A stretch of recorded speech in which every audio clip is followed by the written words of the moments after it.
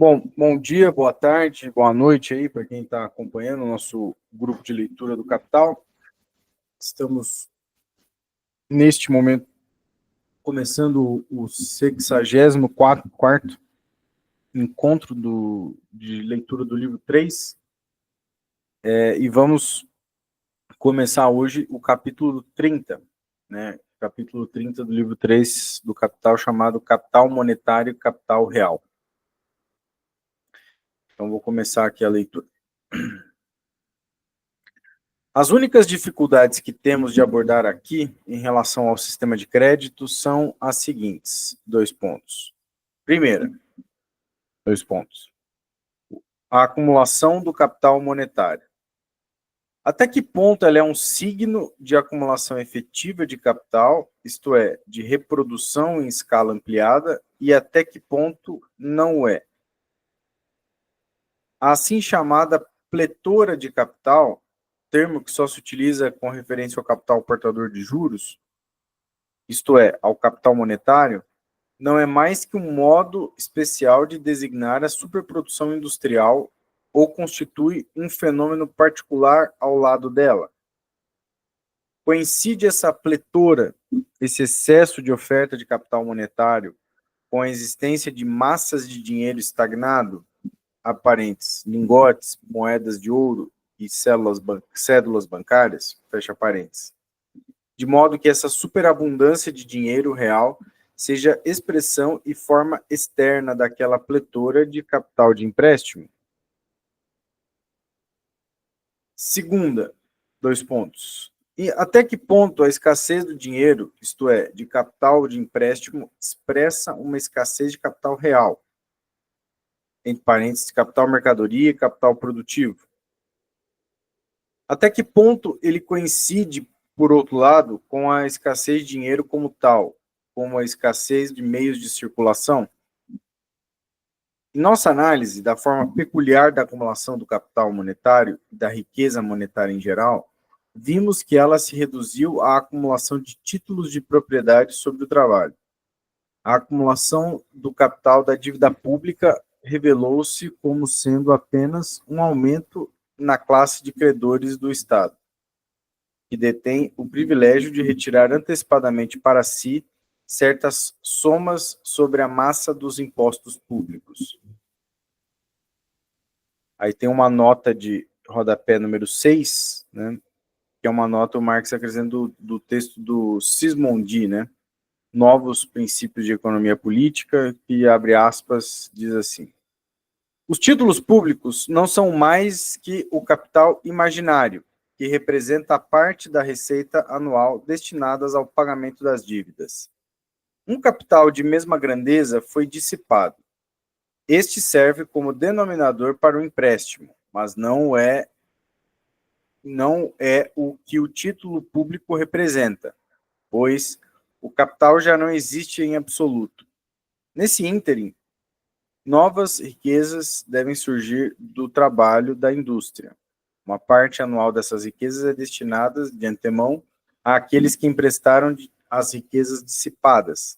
Essa parte é subtraída por meio de impostos daqueles que produzem as riquezas para ser dada aos credores do Estado, e de acordo com a proporção entre capital e juros habitual no país. Supõe-se um capital imaginário, com a mesma grandeza do capital de que poderia surgir a renda anual que os credores têm a receber. Fecha aspas. Voltamos aqui para o texto do Marx. Por meio desses fatos, nos quais até uma acumulação de dívidas pode aparecer como acumulação de capital, é revelado a que extremo de distorção chega o sistema de crédito. Esses títulos de dívida, que são emitidos sobre o capital originalmente emprestado e gasto há muito tempo, essas duplicatas de papel de um capital já consumido, servem para seus possuidores como capital na medida em que são mercadorias que podem ser vendidas e, com isso, reconvertidas em capital. Como também vimos, os títulos de propriedade sobre sociedades por ações, ferrovias, etc., com efeito dão direito a um capital real, mas não conferem a quem os possui nenhum poder de dispor desse capital. Esse capital não pode ser retirado de onde está. Eu vou pausar aqui, porque alguém manifestou aqui, o Caio levantou a mão. Vai lá, Caio. Eu levantei a mão. Eu só queria ressaltar, porque eu achei bem importante isso, que no parágrafo anterior, essas duplicatas de papel já consumido servem para seus possuidores como capital na medida em que são mercadorias que podem ser vendidas e, com isso, reconvertidas em capital. Então, essas duplicatas, elas acabam se tornando uma mercadoria, né? Porque ele está falando comércio desse título, e não que essas duplicatas representam um direito sobre mercadoria, né? Então, é o comércio de papéis mesmo, né? Então, eu achei bem importante ressaltar isso. Mas era só esse comentário. É tipo um mercado secundário desses papéis, não é isso? Seria algo do tipo ou não é dessa ordem de entendimento? É mais ou menos isso, né? Ele compra papel e vende papel que vira capital, né? Na mão do capitalista. É porque, às vezes, né, ele está emitido sobre um capital original, né? Então, às vezes, só para deixar isso bem claro, porque eu acho que isso é super importante. Sim. Sim. É bem importante mesmo. Mas a importância disso, só se eu entendi corretamente, é porque, bom, a empresa não vai ser afetada com isso, mas esse mercado secundário aí, se alguém não pagar, né, em algum momento, isso vai dar problema, né? Porque a empresa está devendo para alguém, tecnicamente, ainda que isso esteja terceirizado, revendido do revendido. Mas em algum momento a empresa vai dar problema, né? Ela não vai conseguir pagar suas contas, aí vai toda a cadeia de compradores e vendedores desse mercado secundário aí dessas duplicatas vão ser afetados. É por aí, né? Acho que tem a ver com logo aquelas duas questões que ele está colocando ali no começo. Então, em que medida que esses títulos representam um signo sobre um capital real, ou seja, o quanto que uma duplicata representa efetivamente sobre uma circulação de uma mercadoria que está acontecendo e o quanto que aquilo, de uma certa forma, virou uma superabundância de dinheiro, essa pletora de capitais que se descolou, né? Eu acho que esse mercado desses títulos, né? Ele explica esse movimento. A partir do momento que o papel virou uma mercadoria por si só, é que tá no cerne dessa, vamos dizer assim, dessa descolação do signo do capital, né, o capital monetário, dissociação do capital monetário com o capital físico, enfim.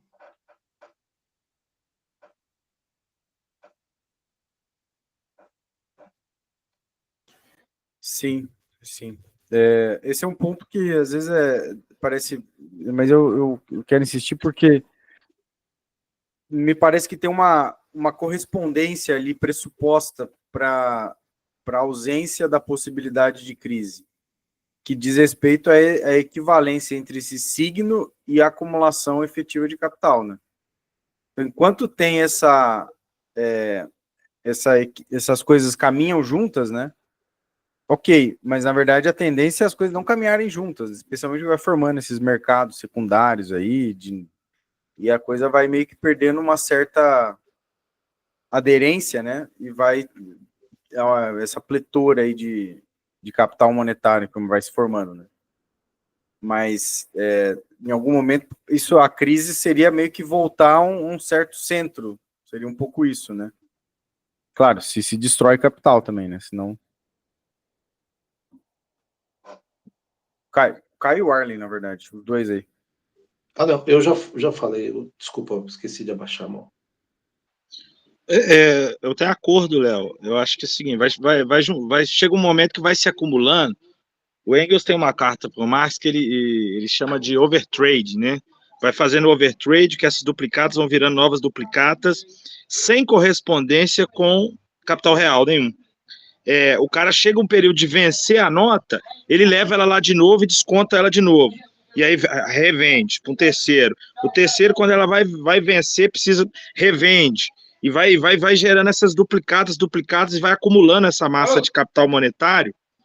E aí o Marx vai dizer que a crise ela é um momento que, inclusive, essa hipertrofia, essa autonomia tem que voltar para o seu ponto de equilíbrio, se é que existe um ponto de equilíbrio. Ou seja, a contradição, ela se acumula, ela vai explodir, depois ela precisa voltar para a sua, vamos dizer, normalidade da acumulação. Então, sempre que tem esses movimentos de expansão do capital monetário, a crise meio que bota ele no ponto, usar falta de uma expressão, melhor ponto de equilíbrio novamente.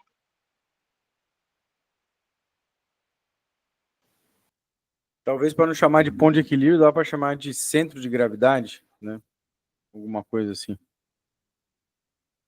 Que ponto de equilíbrio parece uma coisa meio estática, né? E a coisa não é exatamente estática. Isso. Bom, então, se ninguém quer manifestar nada mais, eu vou seguir aqui, então. Acho que nós paramos aqui, né? Temos isso, aqui, esses títulos. Não, aqui mesmo, isso. Esses títulos de dívida que são emitidos sobre o capital originalmente emprestado e gasto há muito tempo, essas duplicatas de papel de um capital já consumido servem para seus possuidores como capital, na medida em que são mercadorias que podem ser vendidas e com isso reconvertidas em capital. Como também vimos, os títulos de propriedade sobre sociedades por ações, ferrovias, minas, etc., com efeito, dão direito a um capital real, mas não conferem a quem os possui nenhum poder de dispor desse capital. Esse capital não pode ser retirado de onde ele está. Tais títulos apenas dão direito a reclamar uma parte do mais-valor a ser produzido por esse mesmo capital. Mas esses títulos se convertem também em duplicatas de papel do capital real, como se o conhecimento de carga obtivesse um valor separado do da carga e concomitantemente a ele. Convertem-se em representantes nominais de capitais inexistentes. O capital real existe ao lado deles e não muda de mãos pelo fato de essas duplicatas mudarem de mãos. Esses papéis se convertem em formas do capital portador de juros, não só por garantirem certos rendimentos, mas porque, além disso, podem ser vendidos e reembolsados como valores capitais. Na medida em que a acumulação desses títulos expressa a acumulação de ferrovias, minas, navios e a vapor, etc., ela representa a ampliação do processo real de reprodução, do mesmo modo que, por exemplo, a ampliação de uma lista de impostos sobre a propriedade imobiliária representa a expansão dessa propriedade. Porém, como duplicatas que em si mesmas podem ser negociadas como mercadorias e, por isso, circulam como valores capitais, elas são ilusórias e seu montante de valor pode diminuir ou aumentar com absoluta independência do movimento de valor do capital real sobre o qual são títulos. Seu montante de valor, isto é, sua cotação na bolsa, tende a subir com a queda da taxa de juros, na medida em que esta, independentemente dos movimentos peculiares do capital monetário, é simples consequência da queda tendencial da taxa de lucro, de modo que essa riqueza imaginária, de acordo com a expressão de valor de cada uma das alíquotas de determinado valor nominal originário, só por essa razão se expande no curso do desenvolvimento da produção capitalista. Mais uma nota de rodapé, aqui é número 7. Uma parte do capital monetário acumulado e emprestável é, na realidade, mera expressão do capital industrial. Quando, por exemplo, a Inglaterra, por volta de 1857, investiu 80 milhões de libras esterlinas em ferrovias americanas e outros empreendimentos. Essa aplicação foi quase exclusivamente mediada pela exportação de mercadorias inglesas, pelas quais os americanos não tiveram de pagar nada. Contra essas mercadorias, o exportador inglês emitia letras de câmbio sobre a América, as quais eram compradas pelos acionistas ingleses e enviadas à América como pagamento dos montantes de ações. Não sei se eu entendi como é que é essas letras, como é que é o exportador inglês aqui de manufatura, tipo roupas, né? Ele vai emitir letra de câmbio sobre a América que os acionistas ingleses das ferrovias vão comprar. Não entendi. Eu explico mais ou menos como funciona essa operação. O exportador inglês mandou, por exemplo, trilhos para os Estados Unidos para se criarem as ferrovias. O exportador, ao mesmo tempo, ele fala: olha, o americano me deve X mil libras aí, que convertidas em dólar, tal, né, de dólar para libra, que seja 1.000 libras, né? Vamos supor $1.000 que equivale a 1.000 libras, para simplificar. Então, o americano deve 1.000 libras ao inglês. Essa é a letra de câmbio, certo? Até agora o americano não pagou nada. O acionista inglês transforma isso, ele compra essa letra de câmbio, forma uma empresa, compra essa letra de câmbio e o americano paga com essa mesma libra. Então, ele financiou a operação completa, o inglês. Ele financiou porque ele mandou mercadoria e ele tem propriedade sobre essa mercadoria, né? Porque, como você fez uma exportação, você tem que ter essa contabilidade, correto? Só que ela precisa ser paga com algum dinheiro, no caso, Libra, porque era, na época, provavelmente a mercadoria internacional. Então, o inglês vendeu e ele mesmo financiou.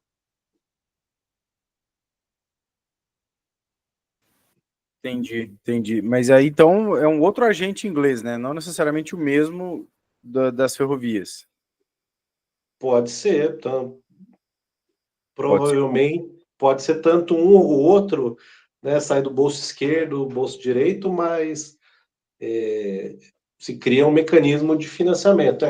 Por exemplo, aí, vamos supor que essa empresa, a princípio, essa empresa de ferrovia é uma empresa pública americana.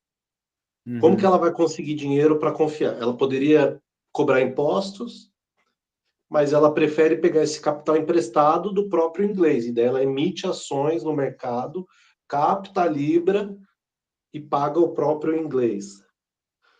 Mas pode ser que por acaso seja o mesmo ricaço lá que é dono da fábrica de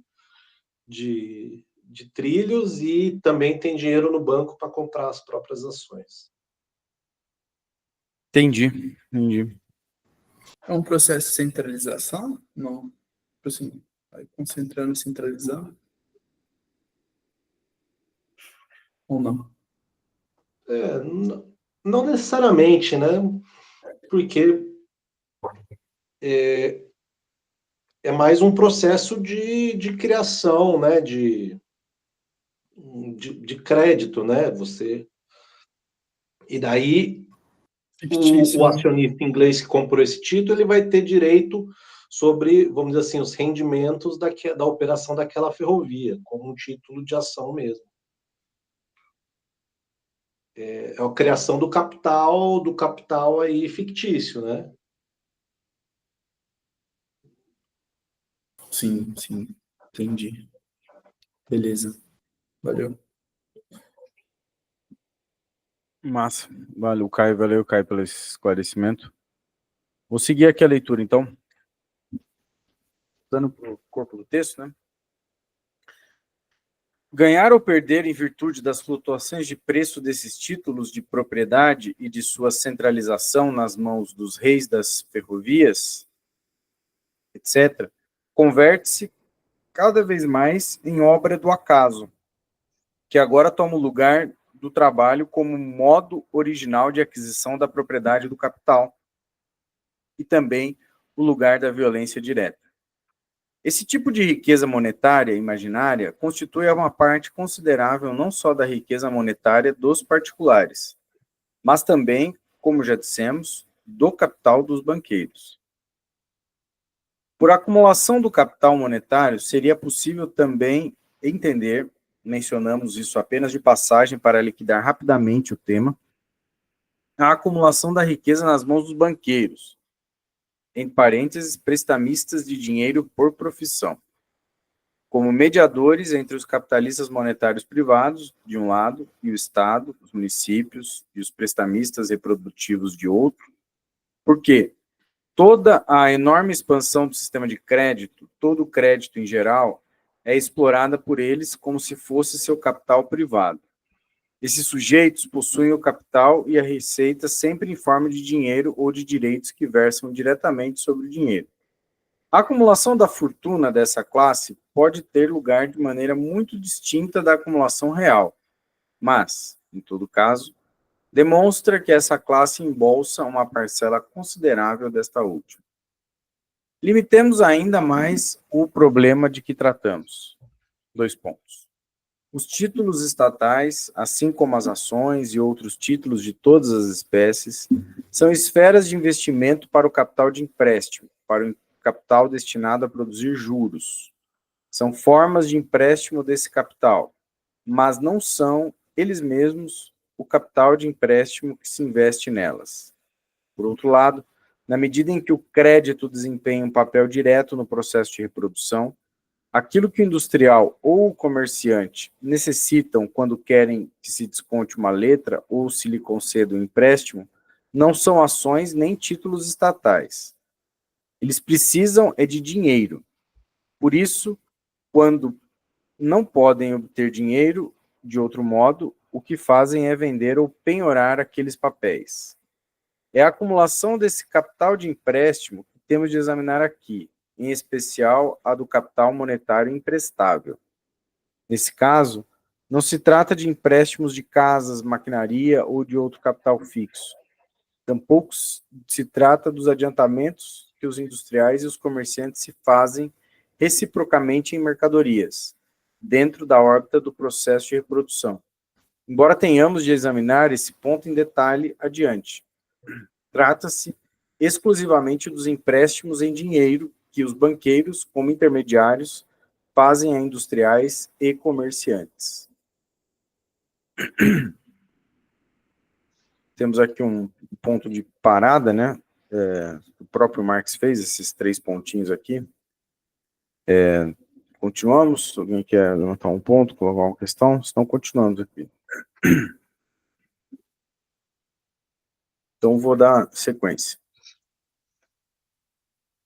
Iniciemos, portanto, com o exame do crédito comercial, isto é, do crédito que os capitalistas ocupados na reprodução concedem uns aos outros. Ele forma a base do sistema de crédito. Seu representante é a letra de câmbio, um certificado de dívida com prazo fixo de vencimento,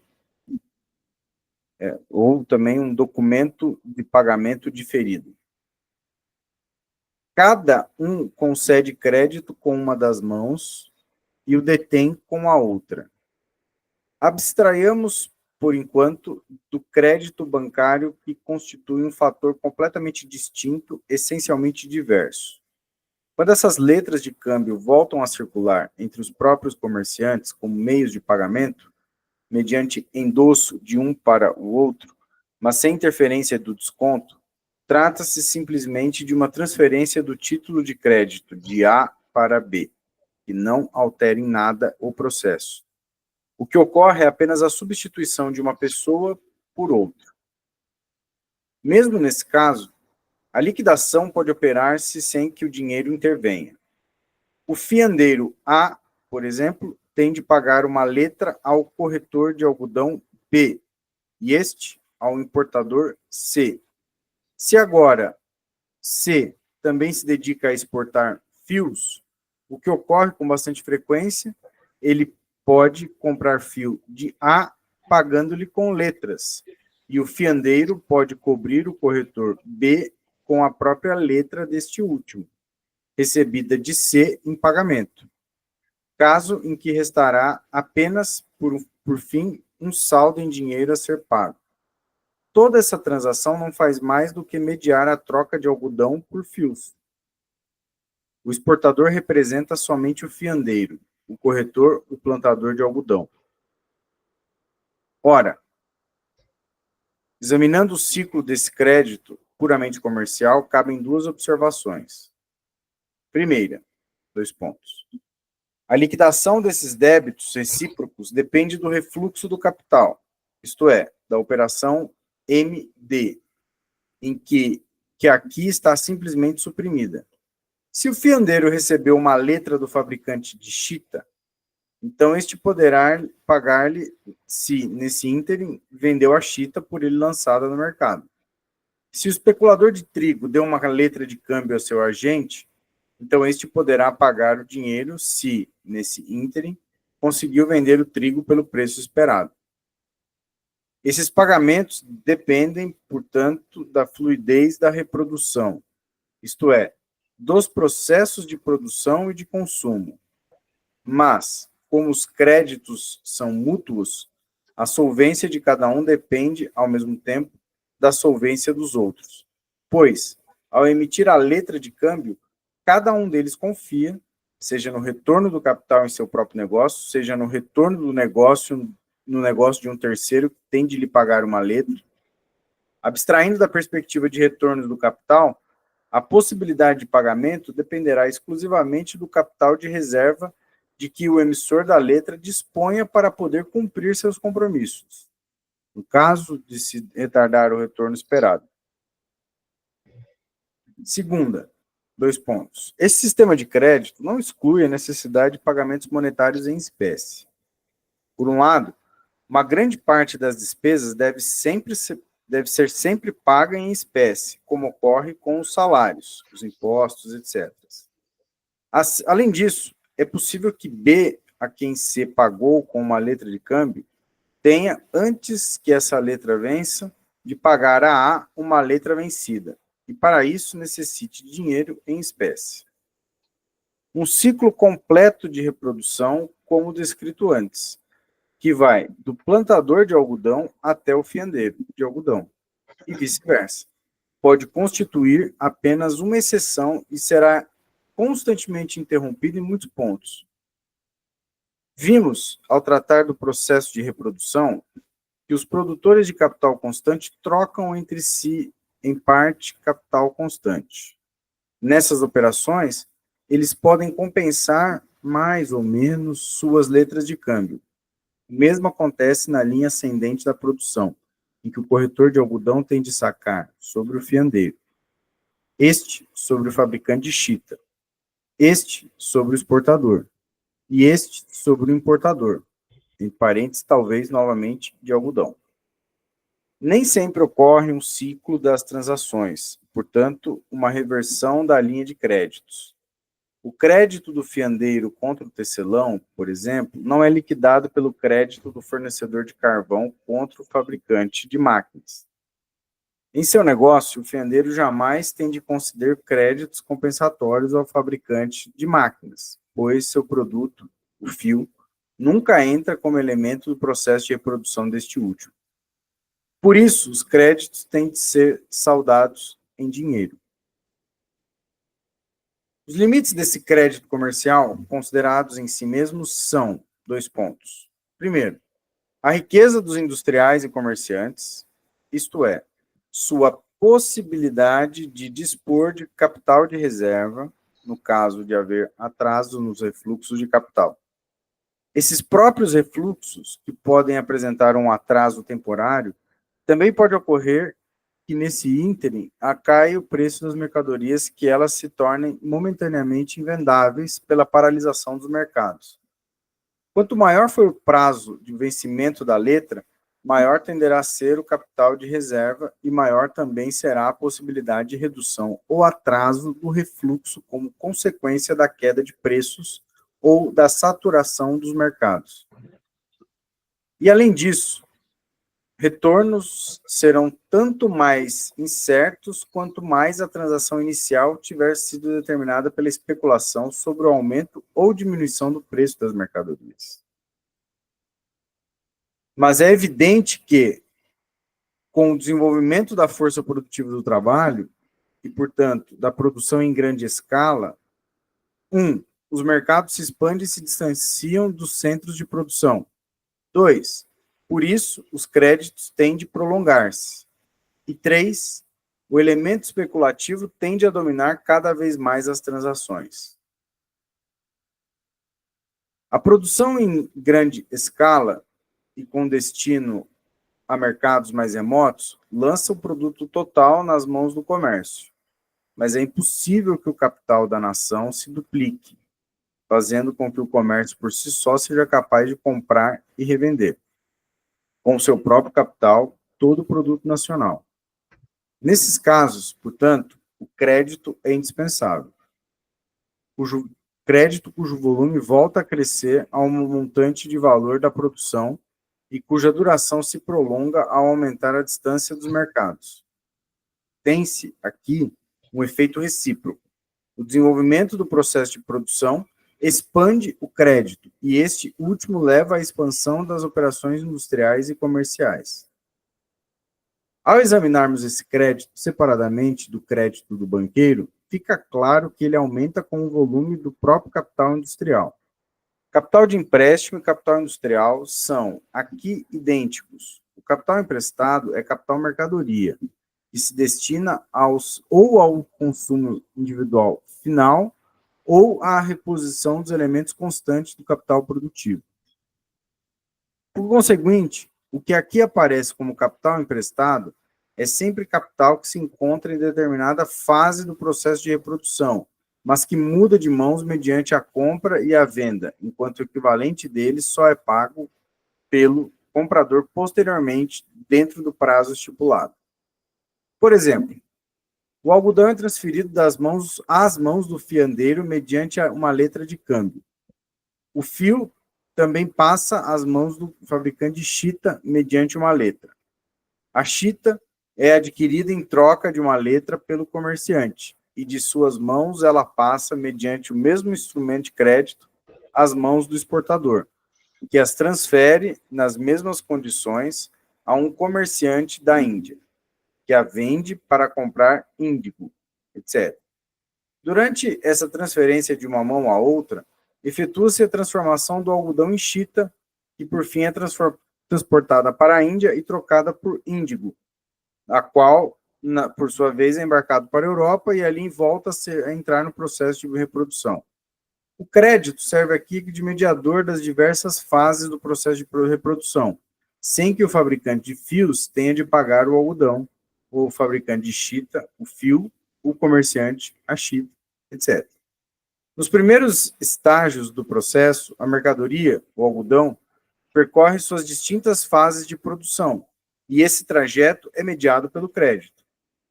Porém, assim que o algodão recebe na produção sua forma final de mercadoria, esse capital mercadoria passa somente pelas mãos de diversos comerciantes que efetuam seu transporte a mercados distantes, até que o último elemento dessa cadeia de comerciantes vende, por fim, a mercadoria ao consumidor e, em troca, compra outra mercadoria destinada ao consumo ou ao processo de reprodução.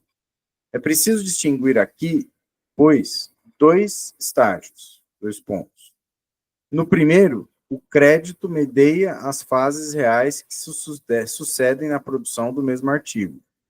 Na segunda, ele medeia apenas a transferência do artigo produzido das mãos de um comerciante às mãos de outro, aí incluindo o transporte, isto é, o ato MD.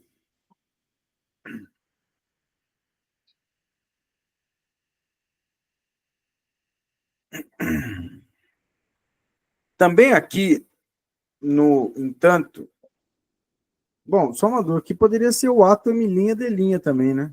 Ele botou aqui MD, mas acho que daria no mesmo se pensasse M' D', né? Depende em relação a que lugar ocupa aí tal capital, né? Entrelaçamento de capital, né?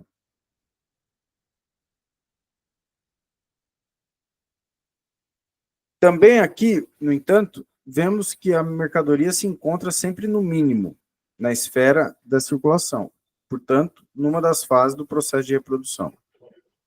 O que aqui se empresta não é jamais um capital inativo, mas capital que, nas mãos de seu possuidor, tem de mudar de forma, que existe numa forma em que, para ele, é simples capital mercadoria, isto é, que tem de ser novamente transformado e, pelo menos num primeiro momento, convertido em dinheiro. Portanto, o crédito serve aqui de mediador da metamorfose da mercadoria. Não só MD, mas também DM e o processo real de produção. Abundância de crédito dentro do ciclo da reprodução, abstraindo do crédito bancário, não significa abundância de capital desocupado, que se oferece para empréstimo e procura um investimento rentável, mas uma grande ocupação de capital no processo de reprodução. O crédito medeia aqui, portanto, na medida em que se consideram os capitalismos industriais, a transição do capital industrial de uma fase à outra, a conexão entre as esferas vinculadas da produção. 2. Na medida em que se consideram os comerciantes, o transporte e a transferência de mercadorias de mãos, até sua venda definitiva por dinheiro ou sua troca por outras mercadorias. O máximo de crédito equivale aqui ao investimento mais pleno do capital industrial, isto é, a máxima atividade de sua força de reprodução, sem levar em conta os limites do consumo. Esses limites do consumo são ampliados pela própria atividade do processo de reprodução. Esta aumenta, por um lado, o consumo das rendas dos trabalhadores e pelos capitalistas, e, por outro, é idêntica ao esforço do consumo produtivo.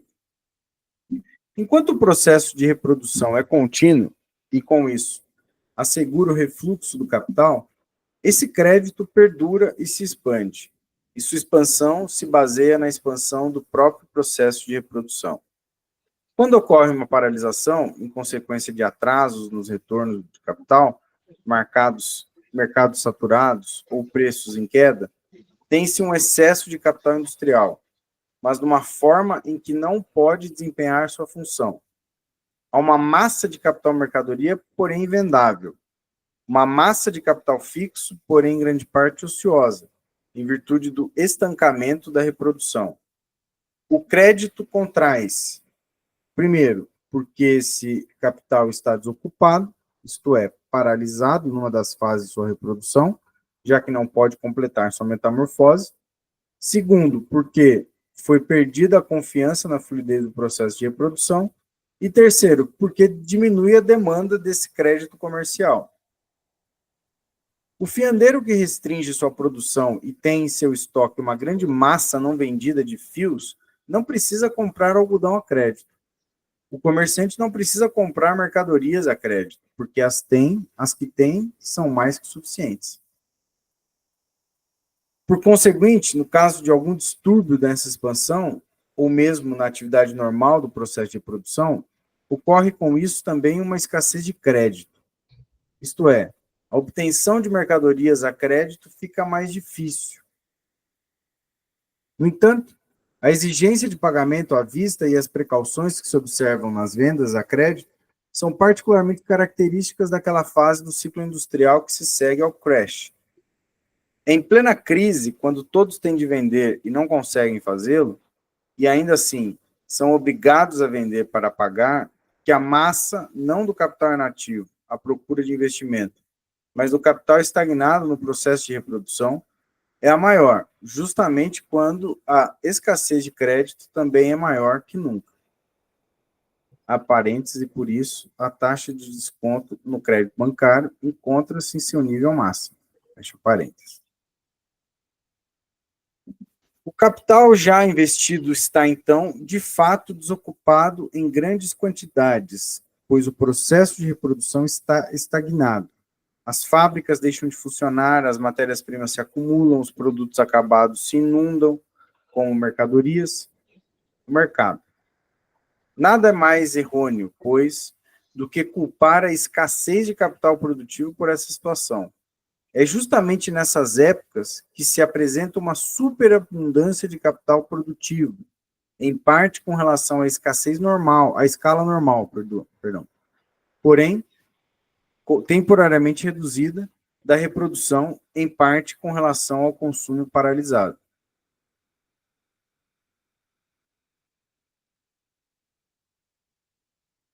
Então, na verdade, aqui isso eu acho um ponto interessante, né? Porque a superabundância de capital produtivo, na verdade, ela se deve porque o capital está parado, né? Seja em estoques, seja o capital fixo, então vai ter superabundância de capital produtivo, porque é um capital que não está percorrendo as etapas metamorfoses como tem que percorrer na velocidade, no tempo normal. Então, aí é como se ele tivesse parado, não está, né, se valorizando, então fica como superabundante. Ô, Léo, por isso que na crise ele vai criticar o Fullarton, porque pro Fullarton na crise há uma falta de capital. Aí ele tá falando, não, Fullarton, numa crise há falta de dinheiro, não de capital. Que é a crítica que ele tá fazendo naquele capítulo anterior. Sim, sim.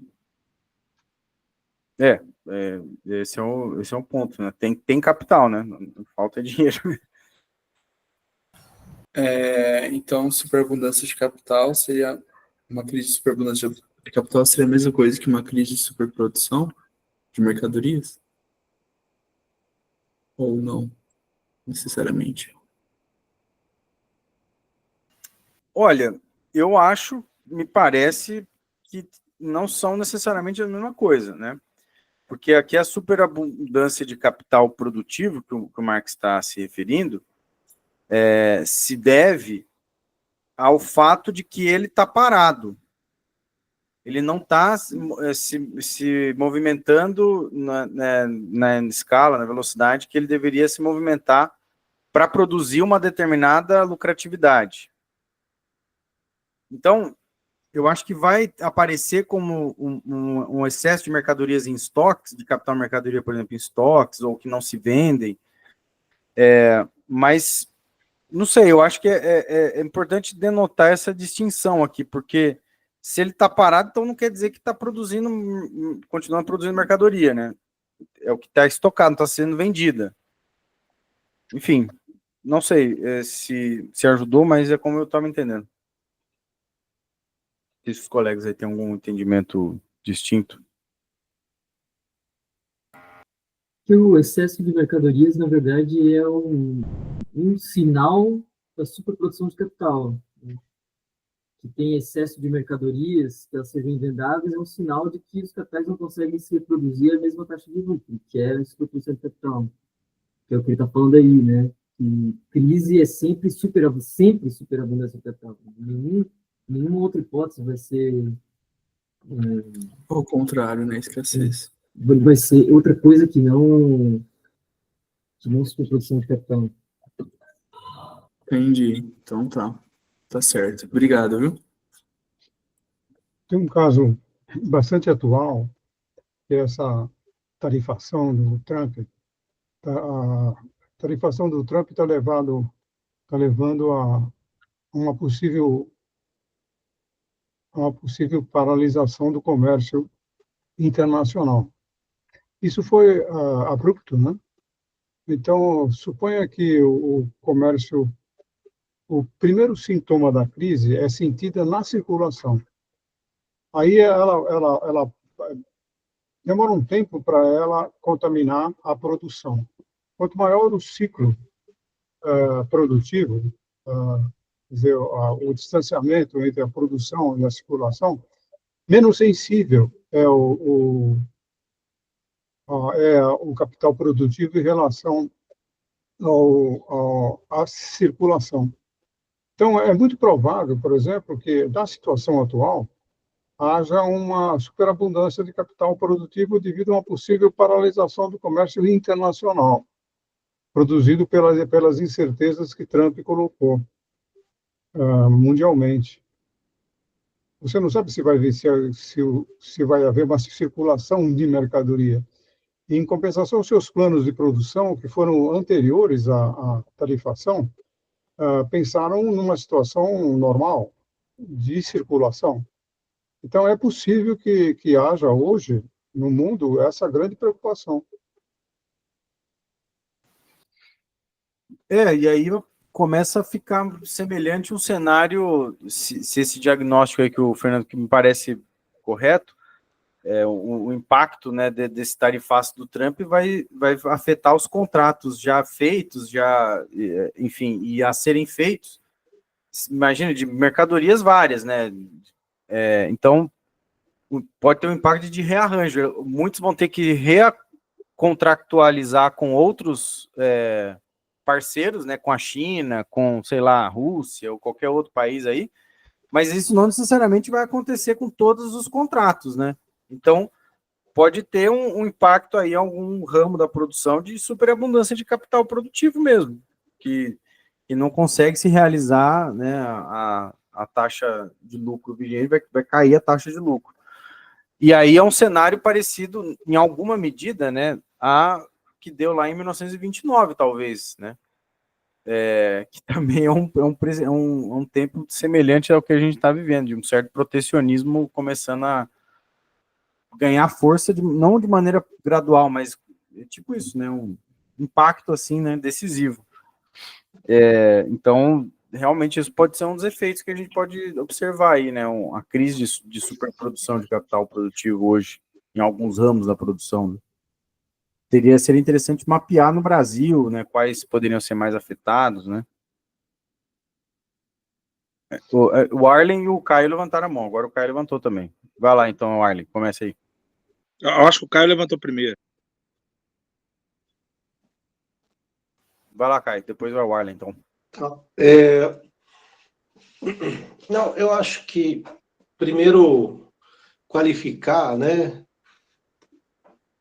Acho que o que eu entendi da superabundância de capital produtivo é uma questão, me parece um pouco, de uma certa forma, relativa, ou seja, é uma abundância em relação à demanda que está naquele momento, né?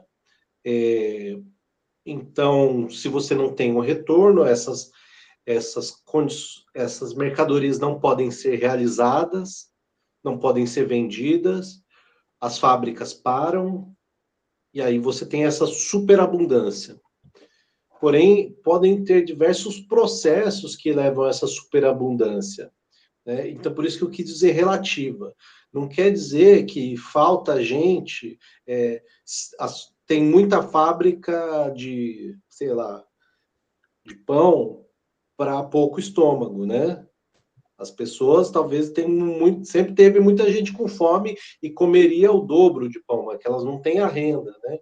Então, não necessariamente uma superabundância de capital produtivo é consequência de um sobreinvestimento, né? Que seria, eu acho que a crise de superprodução. Eu acho que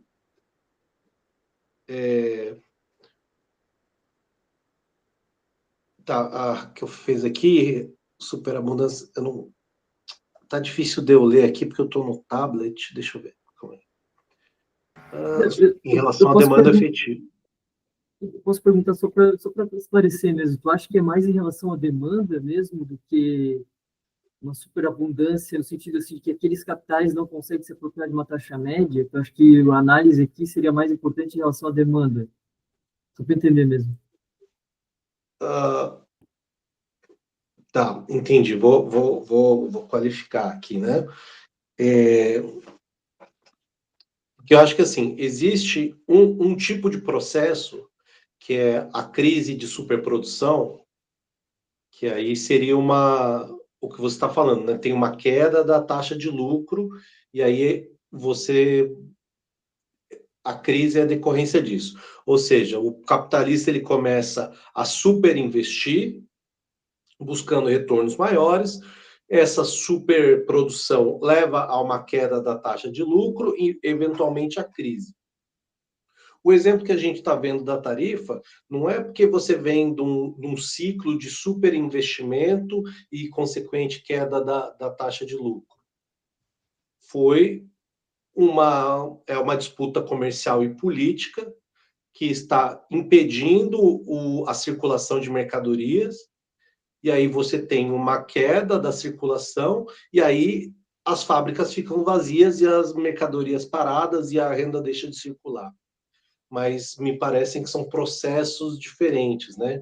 Porque existe, vamos dizer assim, o ciclo da superprodução e de investimento que tem a sua dinâmica, porém, existem momentos no capitalismo em que isso pode acontecer por diversos outros motivos, como a gente está vendo agora a questão das tarifas.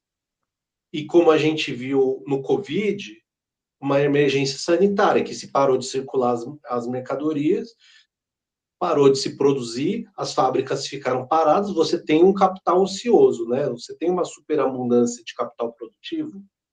Eu acho que eu estou dizendo que sim, né? Porque as mercadorias estão ali para serem consumidas, elas não são consumidas porque você teve uma parada dos circuitos de circulação, da demanda efetiva, né? Então, eu acho que o importante é a gente entender esses movimentos, né? Porque eu acho que tem movimentos estruturais de longo prazo e tem momentos que são, vamos dizer assim, Conjuntural. mais conjunturais, embora eu acho que a tarifa é uma consequência do movimento de longo prazo, né? A forma como está reagindo, mas ela está se manifestando no curto prazo. E eu acho que o que a gente vai ver depois é a questão da circulação financeira do capital fictício e como que isso vai relacionar o capital produtivo, mas aí eu acho que é outra conversa. Terminei aqui.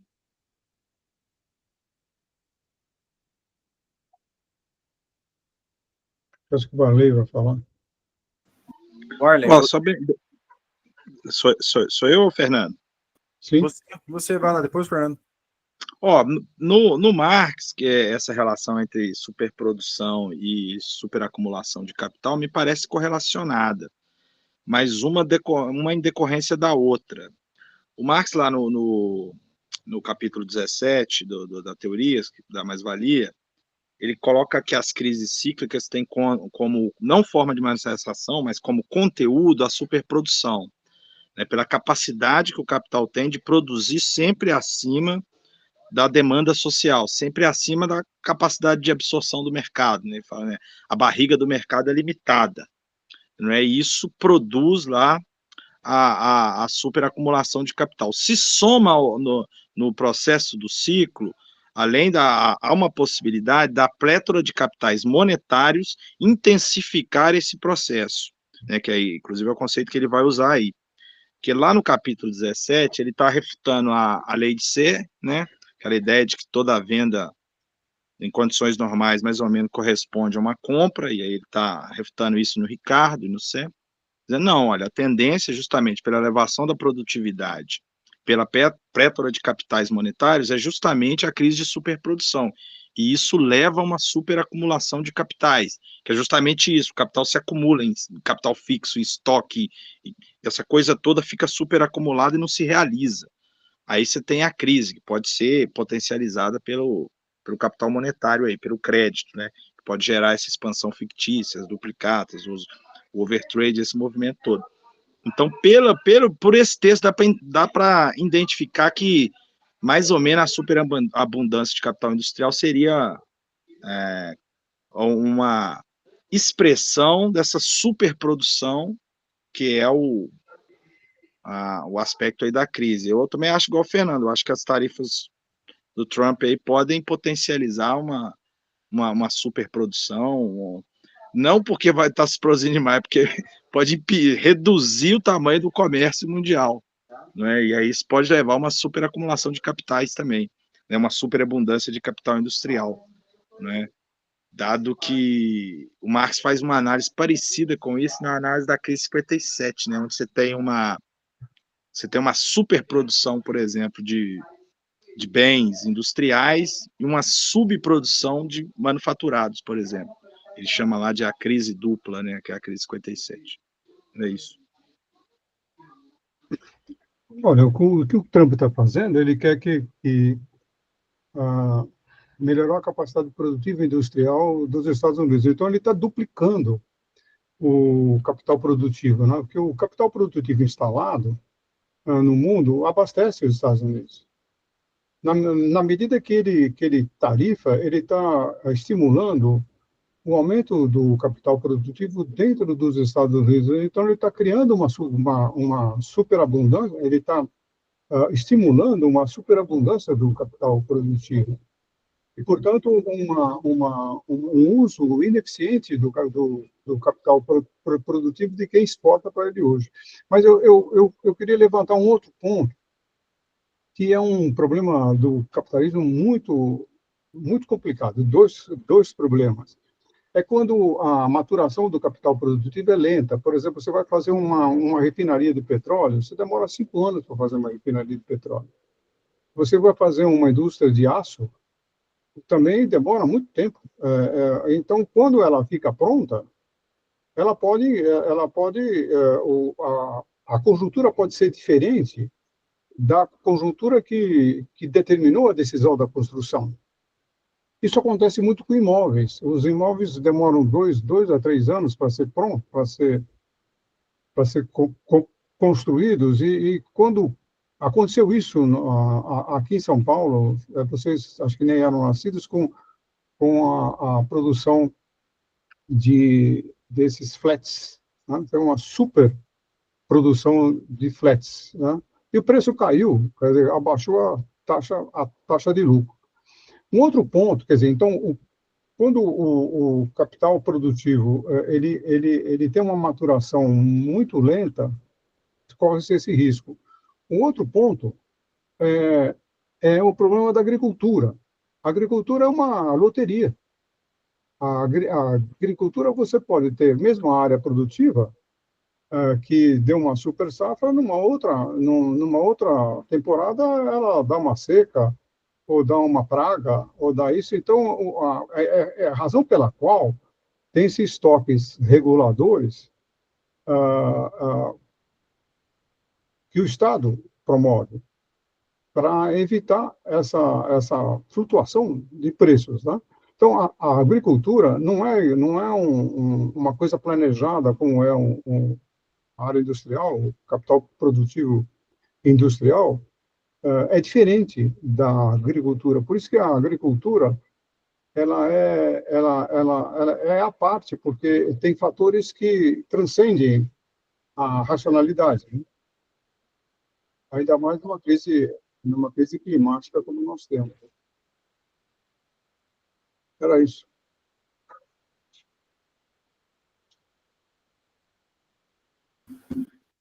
Não, acho que são pontos importantes aí para. Se eu entendi bem no raciocínio do Caio, ele faz uma distinção entre superabundância, né, de capital produtivo e a superprodução de mercadorias. E o Arlen estava colocando como sendo as duas coisas relacionadas, né, uma decorrendo da outra. Assim. Acho que de fato é uma questão para se pensar mesmo, no entendimento. Bom, quer dizer, um caso interessante, o Brasil não tem capacidade de refino de petróleo. Ele precisava ter mais refinadoras, né? E não tem. Explica para mim por que não tem. Aquela do Recife que eles iam fazer junto com a Venezuela, nem sei se acabaram. Mas tem um déficit de refino de petróleo no Brasil. E não se constrói. Dá para Não. dizer a Operação Lava Jato, dá para cristalizar a culpa disso, chama Operação Lava Jato. BlackRock, fundo BlackRock também, seus interesses, pode... Né? Enorme. Isso acontece na Nigéria também. Isso acontece em Angola também. Né? Certo. É isso aí. Bom, pessoal, o Caio abriu o microfone, você vai falar alguma coisa, Caio? Não, só respondendo ao que o Arley comentou, eu acho que eu vejo que, assim, nitidamente, sobre a questão do ciclo de superprodução, né? Eu acho que nitidamente nos países centrais você tem um subinvestimento, né? Se investe muito pouco, cada vez menos no capital industrial e produtivo.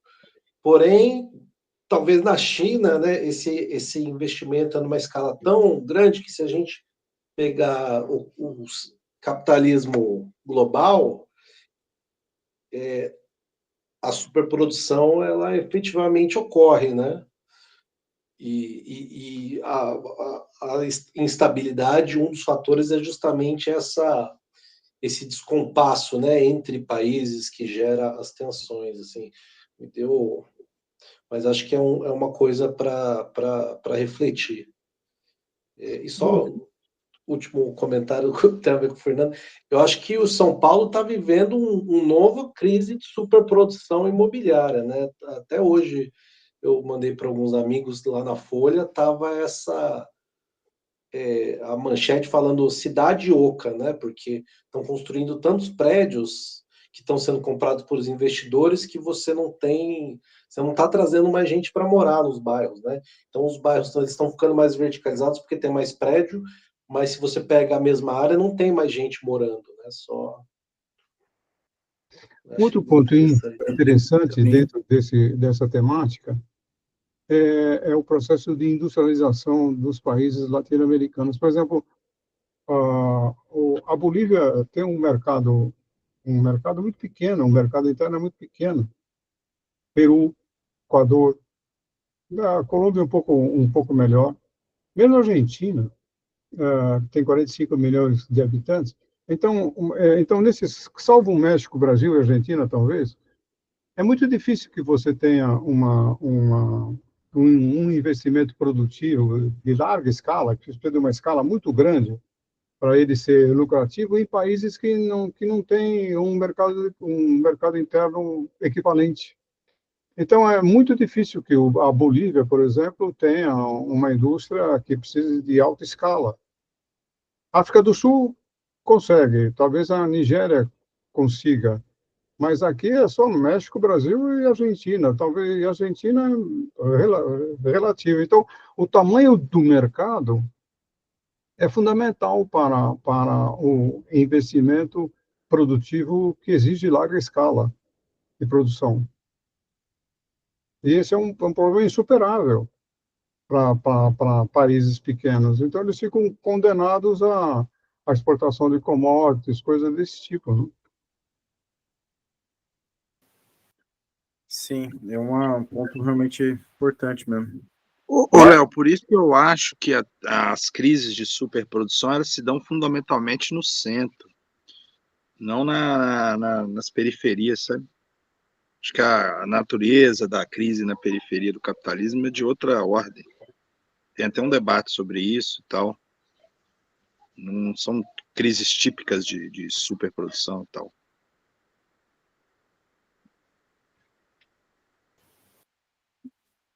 Isso é uma coisa que tem implicações assim, para a discussão das crises na América Latina, sem dúvida. Os dependentes seriam que tipo de natureza de crise, se não de superprodução, no caso? Assim, qual que é o seu palpite? Aí combinam vários fatores, né? Uma estagnação interna, está muito mais suscetível a crises cambiais, fuga de capital, aí são uma série de elementos que se combinam para produzir crise, né?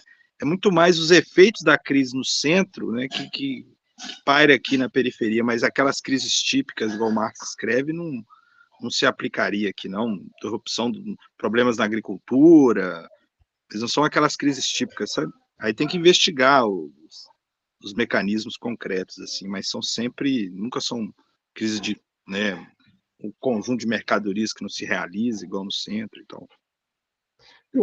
Tem uma coisa paradoxal, o Paraguai, a energia elétrica no Paraguai é gratuita praticamente, porque ele tem excesso de produção de energia. Eles têm Itaipu e a Seritá, e tem mais outra. Então, praticamente o custo da energia é muito barato lá.